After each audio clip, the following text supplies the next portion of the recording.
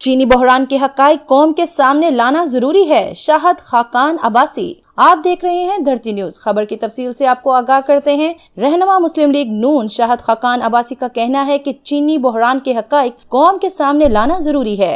रहनुमा मुस्लिम लीग नून शाहद खाकान अब्बासी का मुल्क में जारी चीनी बहरान से मुताल्लिक कहना है कि चीनी बहरान रिपोर्ट हुकूमत ने जारी नहीं की, बल्कि बहरान की रिपोर्ट मीडिया पर लीक हुई। लोग पूछ रहे हैं चीनी में 40% इजाफा कैसे हुआ, कौम के सामने हक़ाइक़ लाना जरूरी है। शाहद खाकान अब्बासी ने कहा कि मिल्स के मालकान कबीना की मेज पर बैठते हैं। कीमत में इजाफे और सब्सिडी से 2 ग्रुप मुस्तफीद हुए। एक स्कीम के तहत करप्शन की गई। एक्सपोर्ट का मकसद मुल्ज़मान को फायदा पहुंचाना था। चीनी की किल्लत पर एक्सपोर्ट जारी रखने का जवाब किसी के पास नहीं। चीनी की किल्लत और कीमतों में इजाफे पर हुकूमत ने कोई एक्शन नहीं लिया। मजीद लेटेस्ट न्यूज को जानने और हालात से बाखबर रहने के लिए देखते रहिए धरती न्यूज और धरती न्यूज को सब्सक्राइब करना ना भूलिएगा।